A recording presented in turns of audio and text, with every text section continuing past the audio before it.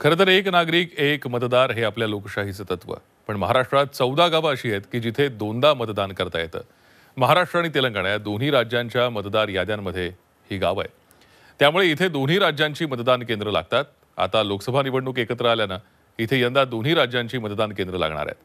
मग नेमकं मतदान कुठे करायचं याचं उत्तर ग्रामस्थांनी आपल्या पद्धतीनं शोधलंय. त्यांच्याशी बातचीत केली आमचे प्रतिनिधी दीपक भातुसे यांनी.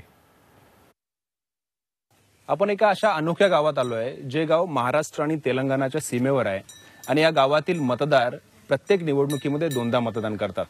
आता 11 तारखेला लोकसभेची निवडणूक होते आणि या लोकसभा निवडणुकीमध्ये या गावातील मतदार महाराष्ट्रातील चंद्रपूर लोकसभा मतदारसंघासाठी जो उमेदवार असेल त्या उमेदवारासाठी मतदान करणार आहेत. तर तेलंगणामधील आदिलाबाद हा लोकसभा मतदारसंघ आहे. त्या मतदारसंघामध्ये जे उमेदवार उभे आहेत त्यांच्यासाठी सुद्धा हे मतदान करणार आहेत. या गावची ही कहाणीच अनोखी आहे. काय कहाणी आहे इथल्या गावकऱ्यांबरोबर आपण चर्चा करणार आहोत. असं दोनदा मतदान तुम्ही कसं करता, म्हणजे महाराष्ट्रासाठी सुद्धा आणि तेलंगणासाठी सुद्धा? आम्ही दोनदा मतदान करणं म्हणजे आम्हाला या ठिकाणी आदिलाबाद जिल्ह्यामध्ये आणि चंद्रपूर जिल्ह्यामध्ये महाराष्ट्र आणि तेलंगणाच्या याच्यामध्ये आम्ही 14 गावचे लोक राहतो. या ठिकाणी महाराष्ट्र सरकार बी आमच्याकडे सुविधा देते आणि तेलंगणा सरकार सुद्धा सुविधा देते. या ठिकाणी आमच्याकडे दोन्ही राज्याचे मतदान कार्ड आहेत, दोन्ही राज्याचे राशन कार्ड आहेत आणि दोन्ही राज्यांच्या मतदार याद्या आहेत.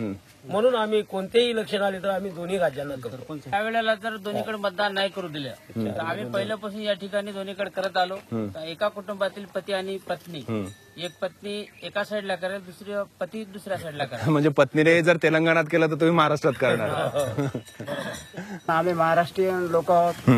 आम्ही महाराष्ट्रात पहिलं मतदान करणार आणि पतीला आणि पत्नीला असं मी कधीही म्हणणार नाही. कारण भारतीय संविधानाच्या नियमाप्रमाणे एक मॅन, राष्ट्रपतीला सुद्धा एकच मतदान आहे आणि इथल्या जनतेला सुद्धा एक मतदान आहे. राष्ट्रपतीने लाईनला उभं राहून मतदान करायचं आहे. मी माझ्या जनतेला अशी विनंती करतो की पहिलं आम्ही महाराष्ट्रात मतदान करणार. या गावातील नागरिकांची, गावकऱ्यांची द्विधा मनस्थिती आहे की आपण कर्नाटकात, तेलंगणात जावं की महाराष्ट्रात. मात्र महाराष्ट्रात राहावं ही त्यांची प्रमुख भूमिका आहे.